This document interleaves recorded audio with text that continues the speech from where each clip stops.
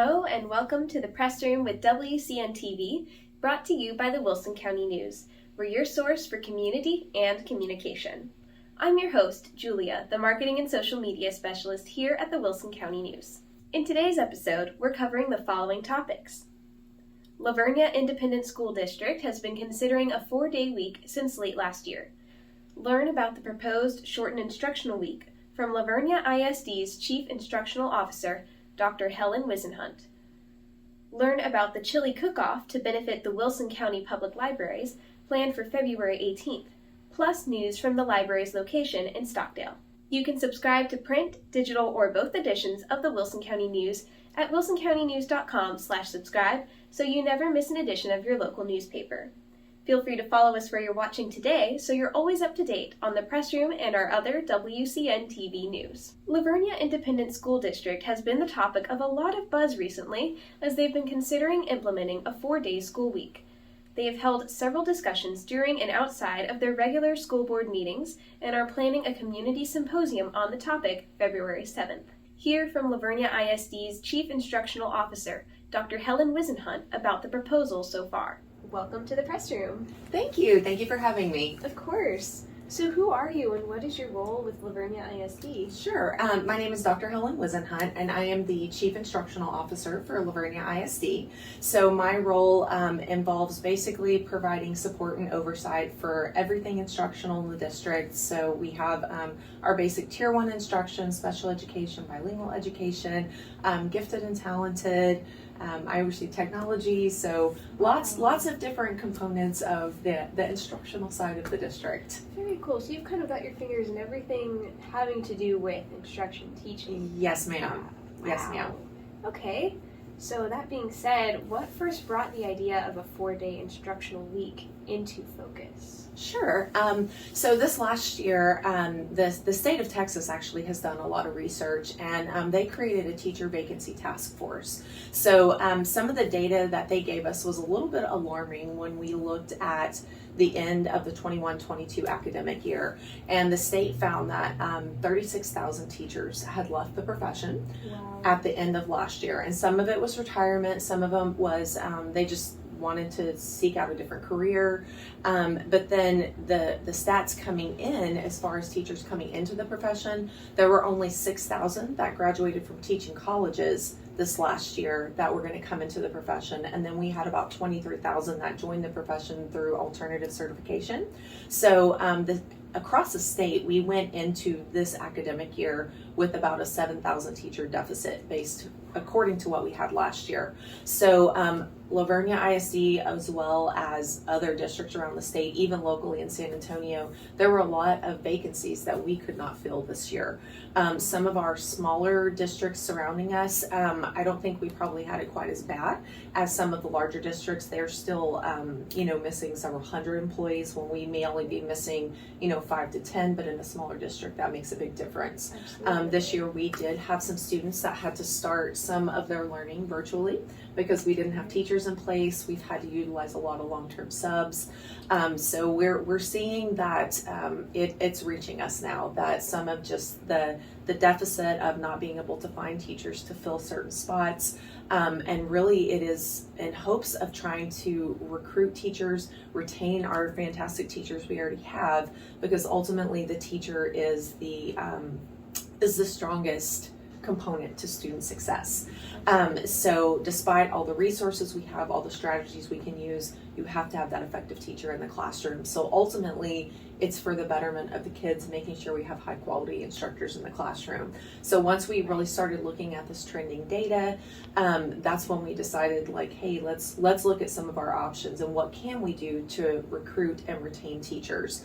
I know that we would love to give everybody a huge pay raise if we can, but unfortunately the state's not telling us they're going to give us a whole lot more money. So we're trying to look and see what are some innovative things that we could do to keep our staff and then potentially draw new staff in from different areas. Right, and so that 4-day week kind of comes into play as one of those options. Absolutely. So, the state's kind of told us, like, you can be innovative with how you recruit and retain teachers. And as the state went away from a required number of days that students have to be in school. They give us a required number of minutes. So as long as we cover those minutes, we can do that in 4 instructional days a week instead of 5. So that's kind of how we started exploring that. And then we started looking around the state, and there's over 40 districts that are already successfully practicing a 4-day instructional week. So we reached out to several of them, asked a whole lot of questions, actually went and did a personal visit to the district, and really were able to talk to their administrators, and asked millions of questions about, how does this work? What does it look like for hourly? What does it look like for salaried employees? What are the benefits for kids? Have there been any academic outcomes that we should be aware of? So we were trying to be really thoughtful about the full picture, and not necessarily just teachers, but all of our staff, providing something that would be an incentive for our staff. Okay, very cool. And so, staying on that topic of staff, what is teacher retention? What do you define that as, and why does that matter for Vernia ISD? Sure. So teacher retention is basically once we draw them into the district and they're an employee there, once you hire an employee, you put a whole lot in as far as professional development. They have to put in a lot to learn the culture and climate of that district, of the school, of the staff. So you put a whole lot of resources into someone, and then you want them to stay. You want them to stay and become part of the district, be part of the culture. And so the retention part is once we get them here, how do we make sure we keep people happy? How do we make sure that they want to stay? So we have a lot of teachers that have been in our district for a very long time, and we want to keep them. And sometimes there are districts around us that are very close geographically that can offer a little bit more money than what we can. So we were like, okay, what are some innovative ways to keep our people here? So that is very important. And then it's important for the kids, because retaining those high quality teachers, we know that that's going to help with their overall student success and their academic success. So that's why the retention piece is so important to us. That makes a lot of sense. And so how would a 4-day week lead to teacher retention? What kind of differences would that make in a teacher's life at work? Sure. So the models that we are looking at right now, we currently have our students in school this year 170 academic days. So the students are there 170 days, and we have 450 instructional minutes a day right now. So what we are looking to do is add approximately 35 minutes to every school day. And so that would make up those minutes to allow us to not have to have teachers or students come in on Fridays. So that would allow our teachers to have Fridays to get caught up with grading, do a little bit of planning. Something that I think a lot of people that are not in the education profession don't really realize is that a teacher's work is never done. They take papers home to grade. They have to do a lot of planning, and they have to engage the students. They're on the stage all the time. They're performing for them, and it's very unlike other professions in that they have to come.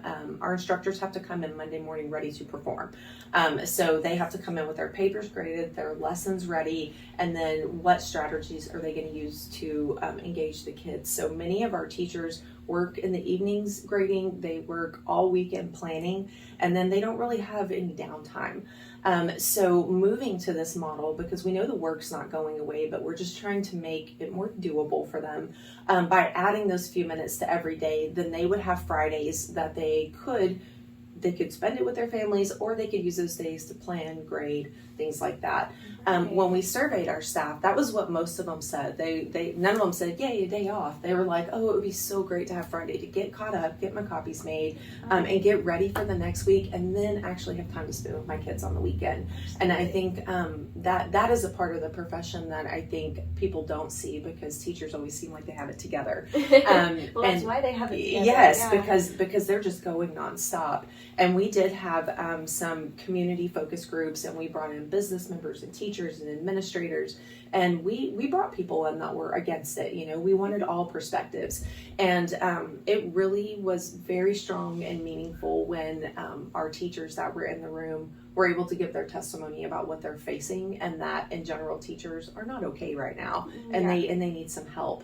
So we're hoping that by moving to this 4-day instructional week, that will create a better work-life balance, and that will, and we know that the work is still there, but if they had a little bit more time to do it, could do it in the comfort of their home, be with their families.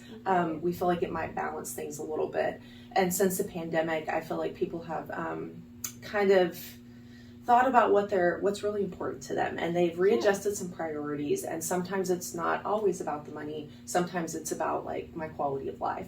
And so we're trying to address that side of things as well, just that social emotional wellness for our teachers and our instructional staff, as well as our hourly staff, because this will affect everybody. It'll be maintenance, custodial, child nutrition. So everybody hopefully will be able to benefit from this situation is what we're hoping. What an amazing goal. Yes. Are there other ways that a 4-day week could benefit the district? Well, you just mentioned that it's not just affecting teachers, so how does that all play? Yes, so there are a couple of ways, because this is a budget neutral move. A lot of people are like, hey, you're going to be shutting campuses down on Friday, it's going to save you a lot of money. It will in that respect. However, we are still going to be offering some services on Friday. We still are going to offer childcare for those in need, and the district's going to cover that. We still will be offering meals. So we're not cutting the community off. We're going to continue to help them in every way that we possibly can. But in looking at our student absences, we have the most absences on Fridays by far. We've been kind of tracking that, looking at that. There are times when we have between 20 and 40% of our students missing from a campus for extracurricular, for various things. And so that puts teachers in a really tough position when 50% of their students are not in the classroom that day. Do they move forward with their lesson knowing half their kids aren't there, or do they wait until Monday and now we just kind of have like a day where we're not making any progress? So that's been a big piece. And then looking at substitutes, our highest sub usage is also on Fridays because of extracurriculars and just other things that are going on. Some other ways that we have looked at it is our maintenance and operations. If we don't have staff and students there on Fridays, if there are large projects that need to happen, or even technology, if they need to bring the network down, that can be done on a Friday to where there's no staff or students there. So we'll be able to flex people's schedules a little bit so that it's like if we need something done on a day where kids aren't there, that we can flex someone's schedule to be there for that. Another big component, I think, is for our UIL and extracurricular events. Most of those occur on Fridays. So that's speech and debate, it's football, all of those things. So we got a lot of feedback from those folks as well. And that was something that they were like, that would be great because I'm out, half my kids are out. And talking to some of the athletic directors from other districts that are doing this, they're like, it actually works really great because our coaches aren't fighting to get the buses on Friday afternoon. They can go get them on Thursday. The coaches aren't worrying about the kids in their classrooms. Their heads in the game. They're able to focus on the athletes. It's a very collegiate type atmosphere. So we've gotten some really great feedback about that. And a lot of the districts we've talked to, they're like, we can't imagine operating on a 5-day week now that we've been on a 4-day. And so there's several districts around the state that have been doing it for 3 to 4 years and have found a lot of success with it. So we're hoping that this might be something that would work well for our community as well. Absolutely. And so that being said, are there any downsides or concerns that accompany a 4-day week? Sure. When we very first put this idea out there, of course, there's a lot of unknowns and change is scary. And they're just like, oh, what is this going to look like? Honestly, our biggest concern from the community initially was that the days were going to be too long and that the school year was going to be too long. As soon as this idea went out, there was a lot of buzz on social media, like kids are going to be in school 12 hours a day. And we were like, no, they're not. Worst case scenario, it's 8 hours and 15 minutes would be our longest day that we would even try to go for. And that's including passing periods. Absolutely. And lunch and all of those things. So, that was the number one concern in our community. And then secondly, the concern was loss of quality instructional time. But I think there was a lot of people sending me articles and things, but a lot of them for other states. And those states were actually cutting a day of instruction. And here in Texas, we can't really do that because we're required to have kids in there a certain number of minutes. So we're not cutting instruction. Students will not have any less seat time than they did before. So that was something we were able to address with our community. And then I think the third biggest concern was childcare on Fridays. Right. Because they're like, okay, we do have some families that have working parents that both work. They don't have a flexible schedule. So they were like, what are our options? What do we do with our kids? Exactly. Yeah. So that was one of the biggest things. And our district is actually partnering with the YMCA. And we're going to be providing childcare. The district's going to pay for that for several hundred students. And so once our Board of Trustees makes that decision, we'll be able to move forward with trying to, contract with YMCA and get that information out, because now parents are like, hey, how do we sign up for that? Yeah. So, but we don't want to leave anybody in a lurch to where they're like, oh, I see the benefits, but you've put me personally in a bad situation. We're trying to make sure we're not leaving anybody in the community in a bad situation where they can't take care of their families, or it's costing them a lot of additional money in childcare. Yeah. Well, that's very good that y'all are paying attention to those needs. Absolutely. So how does the school district plan to address those concerns? One of those you said was providing childcare. Mm-hmm. How about for these others that you mentioned? A lot of it was just sharing information, because when some of these ideas go out, if you don't share the details, people start filling in details. Yeah. And so there was a little bit of misinformation that was floating around, but I think once we were able to actually put some draft calendars out showing how long the days would possibly be, we actually just kind of started plotting like when the kids might start school, when we might finish. We may have to start possibly a week earlier in August, and we might go a week later in May.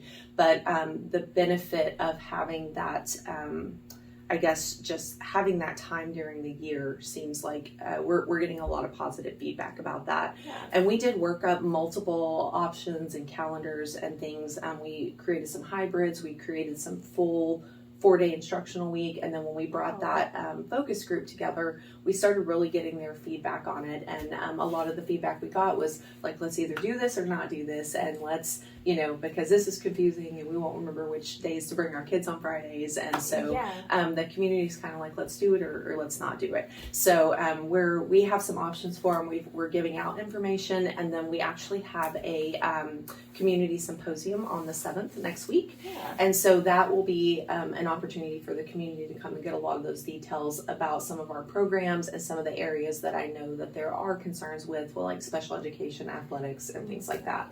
Absolutely. That makes a lot of sense. And so that all being said, has the district made a decision regarding whether the 4-day week proposal will be implemented? That will actually occur on February 13th. Okay. Our Board of Trustees will be, that will be an action item, and we will actually ask them to make a vote on it that evening. Yes. So February 13th, we'll know whether we're going to move forward or not. What our Board of Trustees will be voting on isn't necessarily the calendar at this point. It's more the idea of moving forward with the 4-day week. So we will be providing them kind of some parameters saying, we will not go any longer than 495 minutes a day. Some things that have been very important to our community is that our staff does not want to work in June or July. They're like, we can work in August, we'll work a little bit later in May, but we don't want to work in June and July, and I understand that. And then another one was we had actually drafted some calendars with shortened Thanksgiving and Christmas breaks, and that was something that was important to our community, is like, we want the whole week of Thanksgiving. So, there are certain parameters just that I've gotten feedback from folks that are like, okay, this is important to us, and these things are important to us. So we're trying to kind of build it around what is important culturally to the district and to the people in the district, but also trying to make this work for everybody. So we're trying to take that feedback from everybody and trying to address those concerns the best we can. And that makes sense as to why this community symposium is happening on the 7th. You're able to gather more input from that community at large. And we want to make sure that there's a really great chance. People have brought great questions to us, and so sometimes they'll pose a question and it's like, oh, we haven't thought about that, so making sure that we have all of those things answered. And then when we do have any type of information that we're getting or we're trying to answer for people, we do have an FAQ that we've created on our website. We do have a webpage fully developed just for the 4-day instructional week, and we're continuing to add information to that just so that the public can go and see, because there's a good chance that their question may have already been answered on there. We've had a lot of great questions, but it never ceases to surprise me. Right now I'm doing a campus roadshow and going to all of our departments and campuses talking about this, and some of our operational staff have brought some really great questions to me that nobody else had posed yet. So it's good to get feedback from all of our stakeholders and just really try to make sure that we're addressing it and that we're viewing it from every perspective. Well, amazing. Okay. And so we understand that you've proposed a pilot program in the instance that the 4-day week proposal is agreed upon. Correct. So how would that work if it is approved? So going into a pilot, we would say that we are going to try this. We're going to put a 3-year pilot in place. So you can't really get a whole lot of good data off of 1 year. Right. So in the first year, we're going to have a few road bumps and things that maybe we didn't see coming that we might have to work through. So we want to give it a good 3 years to see, and then be able to reevaluate that and say, is this working for us? Are our kids being successful? Are we retaining teachers? And then at that time, look at it again and say, do we stick with this model, or do we go back to a traditional model? We know that we can't make that decision in 1 year, but we will have 3 years of trending data and student performance, and teacher feedback and parent feedback. We'll continue to collect that feedback, and then at the end of 3 years, if they're like, this isn't working for our community, we can adjust back. It's not permanent. But of all the districts in the state that have done that, only one has gone back. Most of them have stuck. So I think as long as we're addressing the needs of our community and we are making those adjustments for our students and staff, that I feel like it will work. Our teachers are very excited about this. Morale has already improved tremendously just at the thought of being able to have a little bit better work-life balance. So we're getting positive feedback. So I'm hoping that it's going to move in the right direction for us. Well, good, and I hope so too. Yeah. Going back to the community input aspect of this whole process, why should folks attend your February 7th symposium, and what will this event include? So this event will, this is going to kind of be a culmination of what we did with our roundtable focus groups. We are going to have all the key players there for our folks for the community to listen to. So we will have our athletic director will be there to talk about what is athletics going to look like, what will practices look like, how will this affect sports. We are going to have our transportation director there, our director of operations, so he can talk a little bit about transportation, what some of our plans are with changing up bus routes, just trying to accommodate students with that. So we're working on some of our transportation issues, I guess, regardless of whether we go to this or not, whether we move to 4-day or not. So he'll be there to have those discussions, reassure the community about what we will be providing transportation for. We will be providing transportation on Fridays for those kids coming to YMCA. We will be providing transportation for those athletes that are needing to get to the campus. So in doing that, we also will have those supplemental pay options for our employees that want to do those extra jobs or anything on Fridays. So we'll have those folks there. Our HR director will be there to kind of talk about what that will look like for hourly versus salaried employees. We have our CTE and advanced academics coordinator that will be there, special education.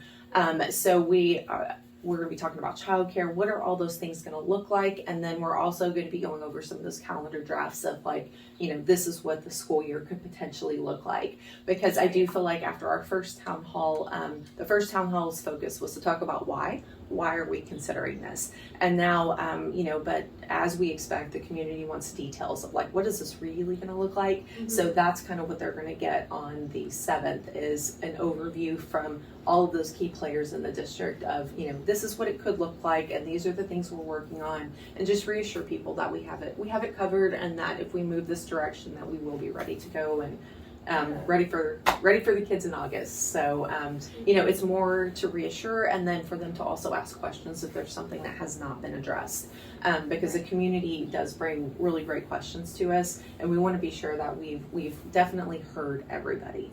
So it really is to take that feedback, one last round of feedback before we take it to our trustees. All right. Sounds like a very all-encompassing symposium. Yes. We're hoping it will be, and just really try to ease some of the concerns and the fears of the community, and just get those unknowns clarified if we can. Well, in that case, leading up to your symposium on the 7th, where should folks go for more information about the 4-day week as more becomes available? Sure. So if you go on our district website, it's Vernia ISD, lvisd.org. And then there is actually on our homepage, there's an About Us button at the top. And when you click on that, you'll see a drop down. We have a whole web page that's dedicated to the 4-day instructional week, and all of the information that we have shared with the community, shared with our roundtable focus groups, all of that information is there. So please do jump on the website. There's also places where you can submit questions, and we receive those directly so that we can get back to you, just questions and comments. So it is out there for the public. Anything that they might want to know that we've released thus far is there, and we will continue to add to that. So we want people to be able to go and kind of explore a lot of the research that we've collected, peer-reviewed news articles, all those different things. We have links to all of that on there so that they're not having to search the web for all those different things. Not all the articles are positive. It's positive and negative. We're just trying to give a real holistic view of the information so that people can make their own informed decisions. We're excited. We will, like I said, we'll take this to the Board of Trustees on the 13th, and then if it is approved at that time, we'll hit the ground running. We'll have our District Improvement Committee meeting later that same week, start really working through the calendars in hopes to take our final academic calendar to our board in March. And then all of our campuses will start working on schedules and things like that, and then we'll continue to report those things out in the spring as we get them all figured out and finalized. Well, amazing. Okay. Well, thank you so much for absolutely. all the information today. Sure. And we hope to hear from you as this continues to develop, and as y'all learn more from the community, from the district, as y'all make a decision. Sure. Yeah, and if anybody has questions, please feel free to reach out. My name again is Helen Wisenhunt. I am kind of overseeing some of this, so please feel free to email me directly, and I can definitely get those answers back to you. Awesome. All right. Thank you so much for your time today. Of course. Thank you. All right. The Friends of the Wilson County Public Libraries and the Library Foundation are putting on a chili cook-off on February 18th. To benefit the Wilson County Public Libraries, which has locations in Floresville, Vernia, and Stockdale. Learn about the events, the organizations that are making it happen, plus news from the library's location in Stockdale. Welcome to the press room. Thank you. Of course. So who are you and what do you do with the Wilson County Public Libraries? I'm Sherry Manti. I'm the library assistant. And I'm Nikki Storr. I'm your county librarian. Wow. So what does that mean? What do you do in those positions? A little bit of everything. A lot of bit of everything. Everybody does a little bit of everything. Yes. Very cool. And so what is the Friends of the Wilson County Public Library, and how is that different from the library itself and the Library Foundation? The Friends of the Library they are a 501c3, which means that you have to pay in order to become a member.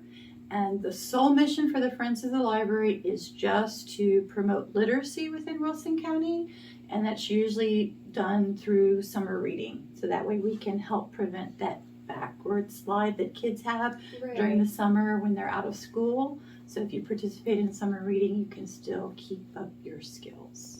That absolutely makes sense. The Library Foundation is actually a private charity organization where their sole mission is to help build buildings. Okay. So whatever fundraising they do goes to building the buildings and helping the library. So, for example, their current fundraising activities goes to helping us develop an outside learning space at the Floresville Library. Very cool. Okay. Something different. Different. That is different. You'll have to let us know when that happens. I sure will. And so, can you tell us about the chili cook-off? What inspired this event, and what's going on with it? Well, we wanted to raise more money for the summer reading program, and this was her idea. It's always me. Well, when I was researching how to do something different, because it seems like everybody has started doing casino nights, and our former maker event was just a lot of challenges for us to do. So we learned that chili was brought to Texas in the 1730s by the Canary Islanders, and we have that big population of Canary Islanders that settled here. Right. So we thought, or I thought, it would be neat to have a chili cook-off. That is pretty So neat. it's kinda especially connecting it to the history like that. Right. Mhm. Okay. And this time of year, when it's cold outside, Yeah. everybody's thinking chili. So Right. tell us about the event. When is this going to happen, and how do you have to pay to participate as a chef? What's going on? It is the 18th of February, Saturday. a Saturday. It's at the Wilson County Expo Center. Expo Center, aka Show Barn. Right. All right. And it is from noon till 3. We asked the people that are making chili and bringing it to come earlier. I think starting at 11, Mhm. so we can get them set up. You don't have to pay to cook, Very nice. and it's open to all ages. So Wow. even if we get a 7-year-old cooking chili, Mom, bring them down. Let's go. It's modeled after our ice cream freeze-off that we do during the summer. Right. Mhm. Okay. So the fundraising part of it is To bring your chili and to be in the cook-off, it doesn't have a fee. But we are asking people to come from 12 to 1:30 to be our taste testers. And it's $5 to get in the door, and you get a platter with Wow. cups to taste all the chilies and a special spoon. See, she's doing all the talking. And after you taste all the chilies, you use that special spoon to vote with. And that's your vote. Okay. We will have cups, and you go and you put your spoon in the cup with the chili number that you like the best. Very cool. Okay. but we're not done yet. Go ahead. We're also offering at the same time that you're taste testing and we're counting the votes, you can bid in a silent dessert auction.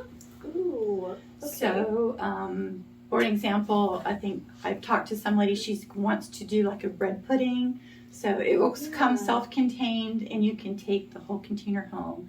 And then if you have a small family like I do, that if you want to buy a whole pie or a whole cake is too big for you, then we'll also have a bake sale where you can buy a couple of cookies or a cupcake or something. Right. So you'll have that sweet to go along with the chili. Yes. And I think they're also planning to do a cake or a cookie decorating session.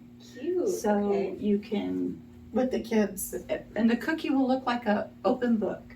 Oh, I love that. So yeah. we'll do that. Yeah. And then hopefully by 1:30 1:30 is when we stop voting. Then we will count the spoons. and find a winner. We have special little plaques for them that we have made. And then after that at 1:30 starts where you could get a bowl of chili. You could buy a bowl. You can buy a bowl and get a bowl of chili for $5. Not Right. bad. Okay. So So if you're a little nervous about judging the chili, that's okay. Right. Wait till after 1:30 and then you can just go get a bowl. Right. yeah, And I think they're even the Friends is even setting up like a table for toppings.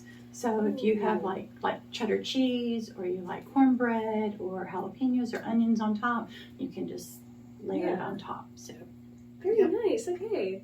I like that. it'd be something different, and it's not related to any kind of international cooking association. But this would be the perfect place that if you are a chili cooker, if you want to come and try a new recipe to see how it goes, Right. come and Kinda try. test it Yeah, out. you just have to Okay. show up. Do you need any volunteers to help y'all put on the event or run it the day of? We never say no to a volunteer. All right. They can show up as early as, what do we say, 9 o'clock? yeah, I think You can show up as early as 9 o'clock. We ask that you stay, and we could use the help. Let's just Okay. leave it at that. Should they contact y'all beforehand to let you know they're coming? they can if they want to let us know that they're interested, and All right. they can ask more questions as to what we may need. Absolutely. They can just call the Floresville Library. Somebody can answer their questions. Sounds good. And the Floresville Library is the Sanford Junior Public Library. Correct. Here in Right. Floresville. Yep. So for more about the cook-off, entering the cook-off, is there a form that they need to find and fill out? Do we need to call you? It's on the library's website. Okay, So just visit wilsoncountylibrary.org. perfect. Okay. And so we've also heard that the Stockdale branch of the Wilson County Public Libraries has seen some changes. So what can you tell us about that? Okay, so in 2019, the subflooring of the library in Stockdale had some issues. So we were asked to relocate in 2019. So the building has since been stripped to the walls and they've replaced the subflooring. They've made it even stronger to hold the weight of metal shelving and all the books. So hopefully soon we'll be able to move back in. All right. We have applied for a grant from a foundation in Austin. That's the only thing they do is help libraries. And that would be for new inside items, new tables, new chairs, new kids areas. And we're going to be able to repurpose our shelving because they were fairly new. Right. But librarian standards have come a long way. They've asked us to shorten the heights. So instead of them being all the way to the ceiling, Right. they don't want them any taller than 5 feet.